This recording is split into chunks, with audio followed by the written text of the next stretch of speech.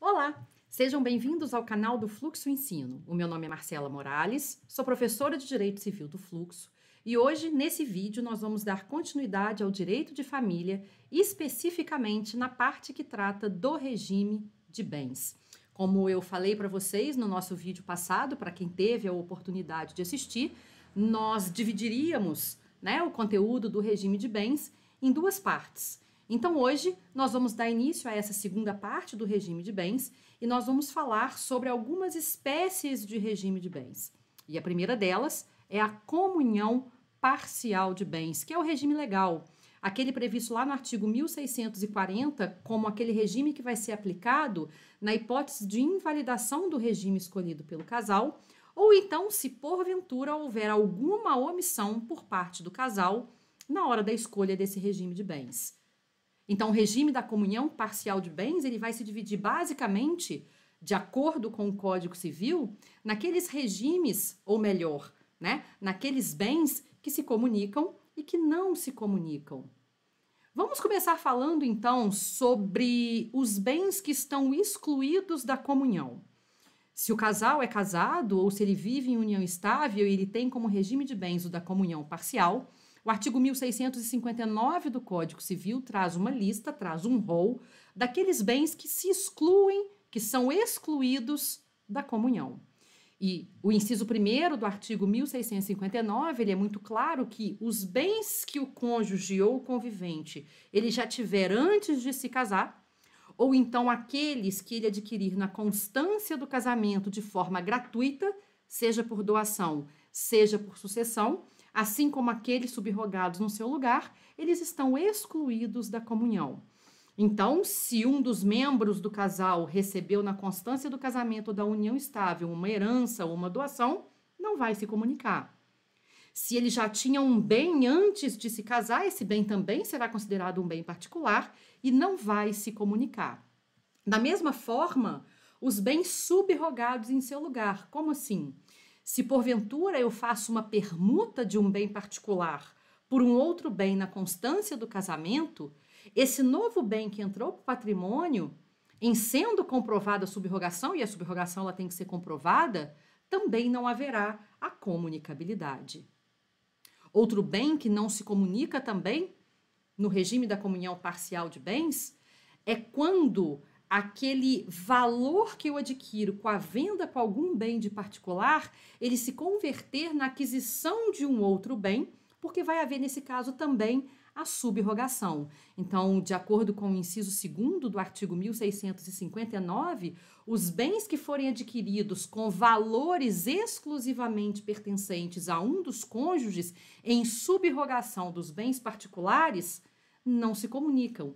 Então, seja porque eu tinha, por exemplo, uma aplicação financeira ou um dinheiro guardado antes de me casar e na constância do casamento eu adquiro algum bem, seja porque eu tinha um bem antes de me casar e, portanto, é um bem particular e na constância dessa minha união eu vendo esse bem e adquiro outro, esse outro bem se subroga no lugar do bem particular e, consequentemente, vai se tratar de um bem incomunicável. Lembrando, mais uma vez, que essa subrogação ela tem que ser comprovada. O inciso 3º do artigo 1659, por seu turno, ele diz que as obrigações anteriores ao casamento não se comunicam, ou seja, as dívidas anteriores do casamento, anteriores ao casamento, também são dívidas particulares, que não se comunicam, ou seja, não vai haver a responsabilização do cônjuge ou do companheiro com relação a essas dívidas, a essas obrigações anteriores ao casamento. Dando sequência aí nesses bens incomunicáveis, no regime da comunhão parcial de bens, que é o que nós estamos tratando agora, a gente tem também aquelas obrigações que decorrem da prática de algum ato ilícito. Então, a regra é que se existe alguma obrigação, alguma dívida proveniente de um ato ilícito, a regra é que não há comunicabilidade. Porém, se no caso concreto ficar comprovado que o produto daquele ato ilícito, ou seja, que a obrigação decorrente daquele ato ilícito, de alguma forma, se converteu em proveito do casal, por exemplo, na aquisição de algum bem que beneficia o casal, nesse caso, a gente vai ter comunicabilidade dessa obrigação decorrente desse ato ilícito. Então, a gente tem que ter muita atenção com relação a esse ponto específico, haja vista que realmente vai haver essa comunicabilidade se ficar comprovado na prática a reversão dessa obrigação do produto desse ato ilícito em benefício do casal. E mais um bem que não vai se comunicar aí no regime da comunhão parcial de bens, nós temos aqueles bens de uso pessoal do cônjuge ou do convivente e também os livros e instrumentos de profissão. Quando a gente fala de bens de uso pessoal, a gente está falando dos bens pessoais, como, por exemplo, roupas, calçados, enfim, aquilo que é de uso pessoal e particular do cônjuge ou do convivente. Da mesma forma, todos os instrumentos de profissão que são utilizados pelo cônjuge também não se comunicam. A gente só tem que ter um pouquinho de atenção aqui com relação a essa questão dos livros e instrumentos de profissão, no sentido de que a gente tem algumas jurisprudências, por exemplo, quando se trata da constituição de uma pessoa jurídica, acerca da comunicabilidade dessa pessoa jurídica, se ela foi constituída no decorrer do casamento. Se é uma pessoa jurídica que ela foi constituída na constância do casamento ou então da união estável, nesse caso, essa pessoa jurídica, ela vai se comunicar. As cotas sociais vão se comunicar. Então, muitas vezes, é uma pessoa jurídica específica da profissão de apenas um dos cônjuges, como pode acontecer, por exemplo, com uma clínica médica.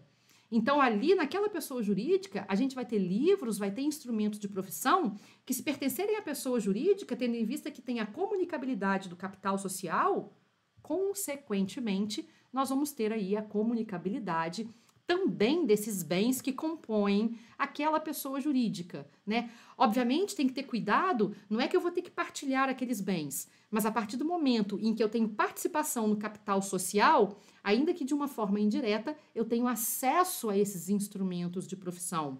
Então, é só ficar atento a essas particularidades para que não haja confusão na prática do que se comunica e do que não se comunica quando a gente fala dos instrumentos e dos livros de profissão que são utilizados pelo membro do casal, cônjuge ou convivente, na sua profissão.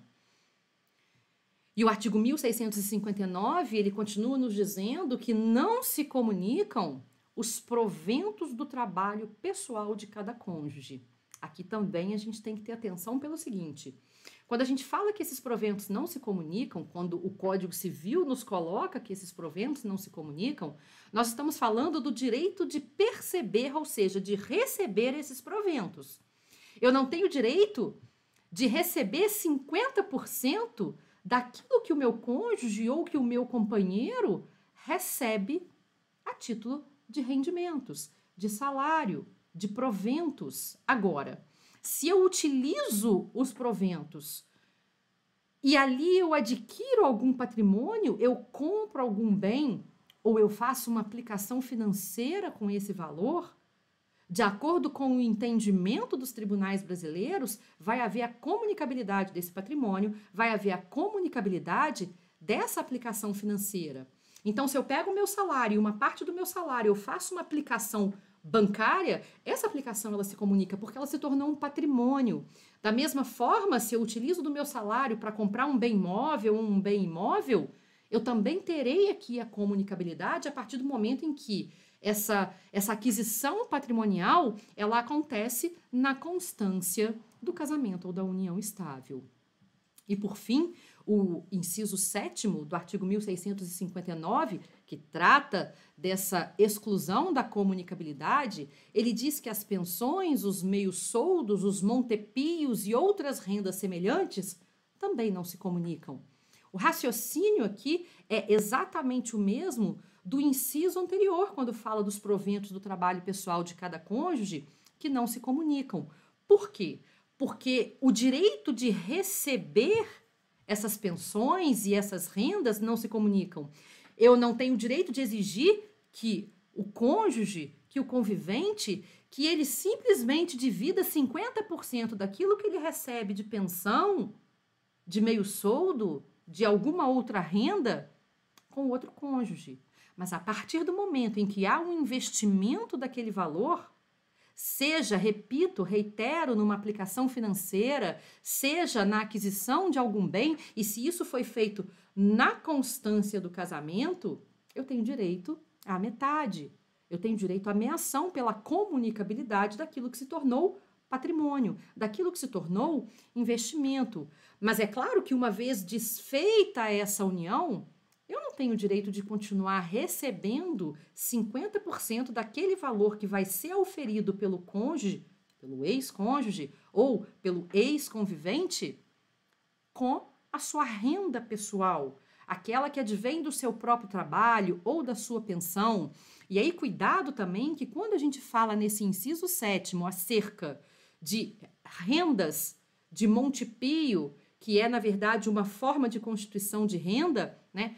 Atualmente, o que a gente vê mais com a modernização dessas constituições de renda, a gente vê aí a aplicação em previdência privada. E esse é um outro ponto importante de a gente trazer aqui. Por quê? Porque o entendimento majoritário hoje dos tribunais é no sentido de que as previdências privadas, que são chamadas de previdências privadas abertas, elas se comunicam. O que é uma previdência privada aberta? É aquela que tem natureza de investimento. Ela acaba tendo uma natureza assemelhada a uma aplicação financeira. Por quê? Porque é aquela que você pode sacar a qualquer momento. Apesar de ela ter a natureza, uma característica, e você a constituir como sendo uma previdência privada, ou seja, para que no futuro você possa se aposentar e ter uma aposentadoria privada, na verdade, a natureza dela é de investimento, é de aplicação financeira, porque a qualquer momento você pode sacar.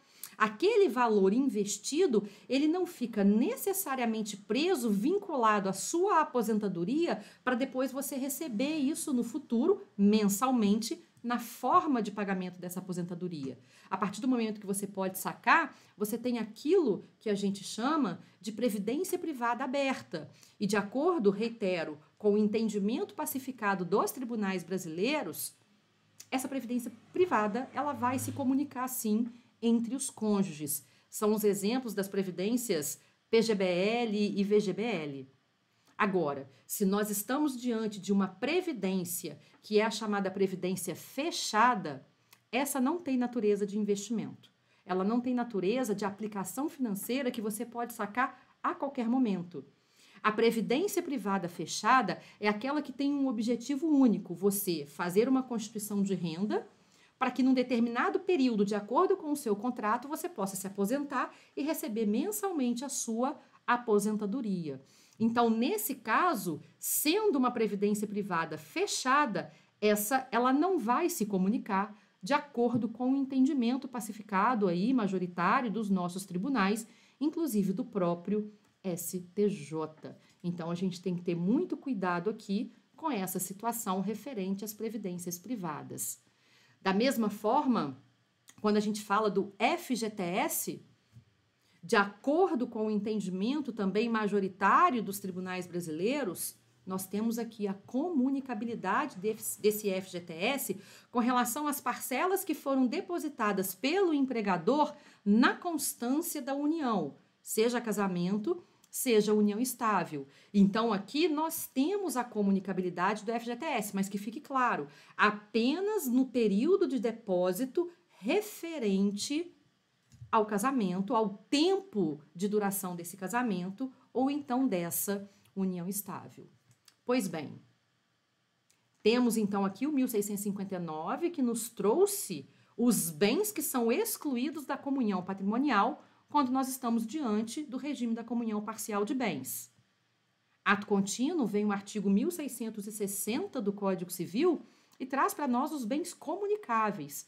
E aí, lá no inciso 1º, nós temos de forma expressa que os bens adquiridos onerosamente na constância do casamento ou da união estável, ainda que apenas em nome de um dos cônjuges, se comunicam.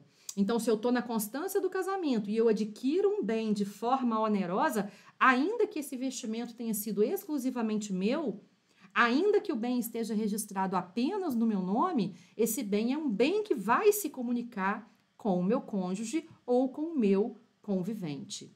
E também se comunicam aqueles bens que decorrem dos chamados fato eventual. Então, se você ganha, por exemplo, na loteria, se você ganha, por exemplo, no bingo, né? São fatos eventuais que te trouxeram um acréscimo patrimonial. E aí, não importa quem foi que investiu nisso, quem foi que comprou lá o boleto da loteria, né? A raspadinha. E aí, nesse caso, o produto, esse prêmio que vai ser recebido, ele se comunica com o outro cônjuge. Também se trata de bem comunicável aqueles que foram recebidos por doação ou por herança e legado, mas destinado a ambos os cônjuges. Cuidado aqui para poder não confundir. Quando eu digo cuidado aqui para poder não confundir, é porque lá no artigo anterior, no 1659, nós vimos que os bens adquiridos na constância do casamento ou da união estável por doação ou por herança não se comunicam, mas isso é quando ele é recebido por doação ou por herança por apenas um dos cônjuges. Aí não vai haver a comunicabilidade com o outro. Entretanto, se essa doação ela foi destinada ao casal, ou seja, os donatários aí é o marido e a mulher, ou o marido e o marido, ou a mulher e a mulher, ou seja, estejamos diante de um casamento ou de uma união estável, homoafetiva ou heteroafetiva, e havendo uma doação para ambos, para o casal, nós temos aqui essa comunicabilidade. O mesmo raciocínio, se a herança que foi lá deixada no testamento, se o legado que foi deixado no testamento foi destinado a ambos os membros do casal, a ambos os cônjuges ou a ambos os conviventes, nós teremos também aqui a comunicabilidade desses bens. Nós vimos que os bens particulares não se comunicam, e de fato não se comunicam, está lá no 1659. Porém, as benfeitorias que forem realizadas nesses bens particulares, essas se comunicam. Então, se ao se casar você já tinha um bem anterior ao casamento e você se casa pelo regime da comunhão parcial de bens, esse bem que você tinha anterior ao casamento é um bem particular e não vai se comunicar com o seu cônjuge. Porém, se na constância do casamento ou se na constância da união estável você faz benfeitorias trazendo um acréscimo patrimonial a esse bem, essas benfeitorias se comunicam. E aí, nesse caso, na hipótese de uma dissolução dessa união, vai ter que ser aferido qual é o valor das benfeitorias para que haja a indenização da quota parte daquele outro cônjuge que não é o proprietário do bem, mas que tem o direito à menção, à comunicabilidade àquelas benfeitorias que foram realizadas na constância do casamento. E, por fim, quando a gente fala aqui dessa comunicabilidade patrimonial no regime da comunhão parcial de bens, nós temos os frutos, os rendimentos que são recebidos dos bens comuns e também dos bens particulares. Então, se você tem um imóvel comum, ou então um imóvel particular, porque você já tinha esse imóvel ao se casar, se você recebe aluguéis, ou seja, aluguéis são frutos civis, se você recebe aluguéis desses imóveis, esses aluguéis se comunicam. Desde que, por óbvio, sejam aluguéis, sejam frutos que foram recebidos ou que estejam pendentes de receber, mas que se refiram ao período da união, ou seja, frutos recebidos na constância do casamento, na constância da união estável, ou se quando cessou o seu casamento ou quando cessou a união estável, eles estavam pendentes de ser recebidos, mas eles se referem àquele período da constância daquela união. Também estaremos aí de bens comunicáveis. Então, nós temos aí o artigo 1659 e o 1660, tratando dos bens que não se comunicam e dos bens que se comunicam no regime da comunhão parcial de bens. Avançando agora para o regime da comunhão universal de bens, nós temos aquele regime, nós vamos falar agora desse regime da comunhão universal de bens, que também é chamado de comunhão de bens ou de comunhão total de bens, que é aquele que tem a comunicabilidade mais ampla. Aqui, a comunicabilidade é a maior que a gente pode esperar em qualquer dos regimes de bens. que já foi inclusive um dia o chamado regime legal. Lá no Código Civil de 16, né, nós tínhamos o regime da comunhão universal de bens durante muito tempo como sendo o regime legal, que não é mais, né? Já vimos aí no Código Civil de 2002 que o regime legal é o da comunhão parcial de bens de acordo com 1640 do Código Civil. Mas quando nós falamos então desse regime da comunhão universal, os bens que qualquer um dos cônjuges ou convivente tinha antes de se casar, os bens que forem adquiridos onerosamente na constância da união, os bens que forem recebidos na constância da união, inclusive a título gratuito, como herança, como doação, como legado, teremos aí a comunicabilidade. Então, aqui, de acordo com o artigo 1667 do Código Civil, nós temos como regra a comunicabilidade patrimonial. Só não vai se comunicar as exceções previstas e trazidas pelo artigo 1668 do Código Civil. O artigo 1668 do Código Civil, ele diz o seguinte: ainda que estejamos no regime da comunhão universal de bens, alguns bens são excluídos dessa comunhão, ou seja, são excluídos dessa comunicabilidade. Esse 1668, então, ele traz lá no inciso 1º que os bens que foram doados ou herdados com cláusula de incomunicabilidade não se comunicam. A cláusula de incomunicabilidade é justamente para que não haja a comunicação patrimonial com o cônjuge. Então, se você tem, por exemplo, um casal casado pelo regime da comunhão universal de bens e um deles recebe uma doação de alguém, por exemplo, dos pais, e nesse contrato de doação existe ali uma cláusula de incomunicabilidade, esse bem, na hora da dissolução do casamento ou da união estável, não vai se comunicar. Da mesma forma, se eu vendo esse bem que eu recebi de doação com a cláusula de incomunicabilidade e adquiro outro com o produto da venda, ou então se eu faço uma permuta, esse novo bem adquirido ele fica subrogado naquele bem que tinha a cláusula de incomunicabilidade e esse bem subrogado também não vai se comunicar. O artigo 1668 também traz como exclusão da comunicabilidade aqueles bens que são gravados de fideicomisso. O fideicomisso, que é um instituto lá do direito das sucessões, e nós vamos ter lá no futuro um videozinho também do direito das sucessões, falando inclusive sobre o fideicomisso, é quando em testamento uma prole eventual ela vai ser beneficiada. Mas antes de que seja realizada, antes de que aconteça a condição suspensiva, nós não teremos ali a comunicabilidade daquele bem que foi deixado em fideicomisso. Essa questão do fideicomisso nós vamos deixar para trabalhar os pormenores lá no direito das sucessões, em que eu vou abordar com vocês como é que ele é constituído, quais são os efeitos do fideicomisso, quando é que a gente tem a caducidade do fideicomisso, e aí nós vamos retomar aqui essa questão dessa incomunicabilidade do fideicomisso. E também temos como bens incomunicáveis, no regime da comunhão universal de bens, aquelas dívidas anteriores ao casamento, mas tem uma exceção.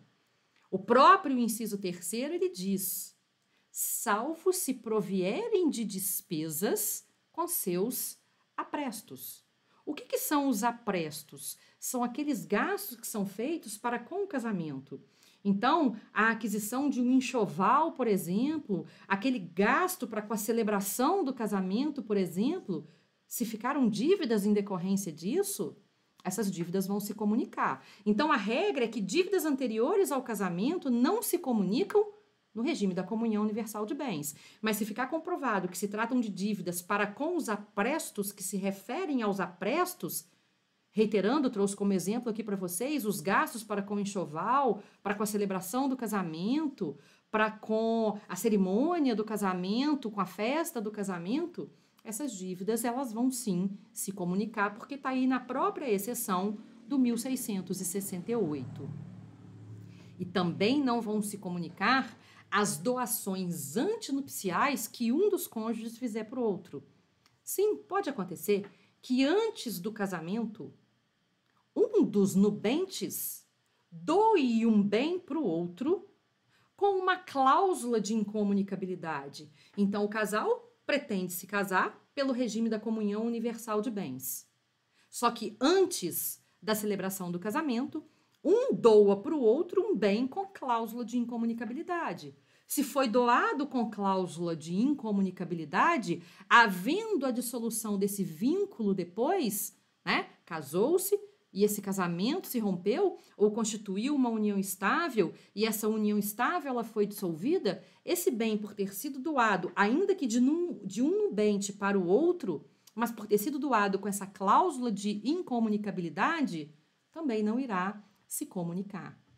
E por fim, excluído aí da comunicabilidade patrimonial, previsto também no 1668, nós temos todos aqueles bens que são mencionados lá no regime da comunhão parcial de bens, nos incisos 5º a 7º. Ou seja, os bens de uso pessoal não se comunicam, os livros e instrumentos de profissão não se comunicam, só tomar cuidado com o que eu falei com relação à constituição de uma pessoa jurídica, né? Porque ainda que você constitua uma pessoa jurídica que seja da sua profissão, o capital social vai se comunicar, como eu disse agora há pouco. Então, esse raciocínio e esse efeito a gente aplica aqui também no regime da comunhão universal de bens. E, continuando, né, lá nos incisos 6º e 7º do 1659, que são aplicados aqui no regime da comunhão universal de bens, porque é expressamente previsto no 1668 do Código Civil, nós temos também que os proventos do trabalho, as pensões, meios-soldos, montepios e rendas semelhantes não se comunicam. Mas também cuidado, pessoal, com as exceções que eu coloquei aqui para vocês. Se foi feito algum investimento, torna-se patrimônio. Se é patrimônio, se comunica. Cuidado com a previdência. Se for uma previdência privada aberta, se comunica. Se for uma previdência privada fechada, não se comunica. Cuidado com o FGTS, porque ele se comunica com relação àquelas parcelas que foram depositadas na constância do casamento, na constância da união estável. Tudo isso em conformidade com o que é decidido pelos nossos tribunais de forma majoritária, inclusive pelos próprios tribunais superiores. E só para a gente encerrar esse regime da comunhão universal de bens, temos também que ficar atentos, porque o artigo 1669 do Código Civil, ele diz que os frutos dos bens incomunicáveis, eles se comunicam se percebidos na constância desse casamento. Ou seja, ainda que eu esteja diante de alguma dessas exceções que nós estamos abordando aqui agora, que é do artigo 1668, se esses bens eles geram algum rendimento, se eles geram algum fruto, esse rendimento vai se comunicar. É a hipótese de um imóvel que tem essa cláusula de incomunicabilidade, então a propriedade do imóvel não vai se comunicar, mas os aluguéis recebidos na constância do casamento ou da união estável, eles vão se comunicar porque se tratam de frutos. E por fim, o último regime aí que nós temos é o regime da participação final nos aquestos. Esse regime é bastante complicado, ele é bastante complexo. Eu tenho o hábito de brincar que esse é o regime espalhamontinho. Se tem um monte de gente reunida conversando de regime de bens, ainda que seja da área do direito, começou a falar da participação final nos aquestos, ninguém quer conversar muito. Porque, na verdade, né, esse regime de bens, ele é um regime de bens que ele decorre da previsão alemã, e aí o Brasil trouxe aqui para nós o regime da participação final nos aquestos, só que não veio muito bem elaborado no nosso Código Civil. Então, se vocês pegarem as doutrinas, se vocês pegarem as próprias jurisprudências, né, os próprios julgamentos e decisões dos tribunais, não fica aí muito claro para nós muitos pontos com relação a esse regime de bens. O fato é, o nosso Código Civil, ele diz que os aquestos se comunicam. Mas o que seriam esses aquestos? Os aquestos, eles são os bens adquiridos onerosamente na constância do casamento ou então da união estável. Mas não é tão simples quanto parece, porque senão você poderia dizer, não, isso aqui é o regime da comunhão parcial de bens, aquilo que eu adquiri onerosamente durante o casamento ou durante a união estável vai se comunicar. Mas não é tão simples. Por quê? Porque esses aquestos, na verdade, eles são um saldo que tem que ser apurado. Vamos lá.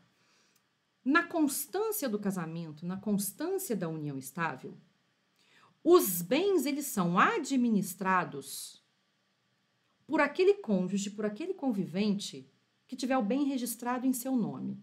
Ou seja, na constância da união, a gente aplica as regras da separação total de bens. Cada um vai administrar da forma como quiser.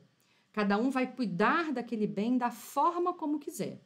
Está registrado no meu nome, eu cuido do jeito que eu quiser, eu administro do jeito que eu quiser. Agora, para eu poder alienar, eu preciso da outorga uxória. Eu aplico aqui a esse regime de bens da participação final nos aquestos o artigo 1650, o artigo 1647 do Código Civil, que é aquele que determina que tem que haver, para a prática de determinados atos, dentre eles a alienação de bens, a chamada outorga uxória, a vênia conjugal, ou seja, a anuência de ambos os cônjuges. Então, no regime da participação final dos aquestos, na constância da união do casal, a gente vai aplicar as regras da separação total. Cada um administra como quiser. Quer alienar? Vai precisar da vênia conjugal. Ambos terão que concordar, ambos terão que assinar. No momento do rompimento do casamento ou da dissolução da união estável, quando a gente tem a dissolução dessa união, seja essa união um casamento, seja essa união uma união estável, a gente aplica aqui basicamente as regras da comunhão parcial de bens, mas com um pouco de cautela e com algum diferencial. Por quê? Porque a gente vai analisar no caso concreto se alguma dívida, por exemplo, foi paga de um cônjuge para o outro e essa compensação ela vai poder ser feita. Se no curso da união, por exemplo, um dos membros do casal pagou uma dívida para o outro, então vamos lá. João e Maria, para vocês entenderem, são casados.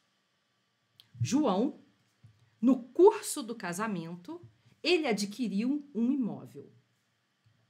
Em contrapartida, Maria, no curso do casamento, pagou uma dívida para o João. João tinha uma dívida que era dele e foi quitada pela Maria.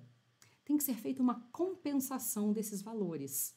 Não é simplesmente pegar aquele bem que foi adquirido onerosamente na constância do casamento e dizer que metade pertence a Maria e metade pertence ao João. Não. A gente vai ter que fazer uma espécie de balanço patrimonial, de balanço contábil, vendo o que é ativo, analisando o que é ativo, o que entrou onerosamente na constância do casamento, mas também qual é o passivo. Aquilo que foi pago de dívidas durante o casamento. E ali, desse ativo e desse passivo, nós teremos um saldo. Esses saldos são os aquestos. Então, esses aquestos é que se comunicam. Metade para cada cônjuge. É simples? Não, não é nada simples. Muito provavelmente, na prática, vai se precisar até de um contador para poder fazer essas contas. Você vai ter que ter provas de que a dívida foi paga, de qual é o valor que foi pago. Porque a regra é que esse saldo, essa composição da meação, na hora da dissolução da união, seja paga em dinheiro. Não é que eu vou pegar 50% do apartamento e vai ficar com o João e 50% do apartamento vai ficar com a Maria, no exemplo que eu dei. Na verdade, o pagamento vai ser feito para o outro cônjuge, aquele que não tem o bem registrado no seu nome, em pecúnia. Essa é a regra. Não que esteja impedido, não que haja o impedimento de que seja pago com o próprio bem, com o percentual do próprio bem. Mas isso viria, de acordo com a doutrina majoritária, por via de exceção. Porque a regra é que o que se comunica é o saldo. E esse saldo, ele tem que ser pago em pecúnia. Lembrando que a fração do bem, a cota do bem, ela pode até ser utilizada para poder pagar a meação do outro cônjuge, mas isso por uma via de exceção quando não houver a possibilidade de haver realmente essa composição patrimonial com o pagamento da meação em pecúnia, só se não tiver realmente, como eu disse para vocês, essa moeda corrente para poder fazer o pagamento. Então, percebam que o regime da participação final dos aquestos, ele é um regime bastante complexo. Inclusive, muitos doutrinadores têm o hábito de dizer que esse regime da participação final dos aquestos, esses artigos são letra morta, porque a gente quase não vê realmente na prática a utilização desse regime de bens. Até mesmo a gente fazer uma pesquisa de decisões nos tribunais, é difícil de a gente encontrar decisões que tratem aí do regime da participação final nos aquestos, dada a dificuldade da sua compreensão e dada a dificuldade também da sua própria aplicação na prática, quando a gente tem ali a dissolução do vínculo matrimonial ou da união estável. Bom, terminamos aqui então os nossos regimes de bens previstos no Código Civil. Lá no nosso primeiro vídeo de regime de bens, na primeira parte, nós tratamos de alguns regimes, agora eu trouxe os demais regimes de bens para vocês. Então, a gente fecha aqui esse conteúdo, regime de bens do direito de família. Espero que vocês tenham gostado. Se ficou alguma dúvida, só colocar no chat que eu respondo para vocês, né? Continuem nos assistindo, curtam o nosso vídeo, estamos sempre à disposição de vocês. Continuem seguindo com a gente. Um grande abraço e até o nosso próximo conteúdo. Até lá!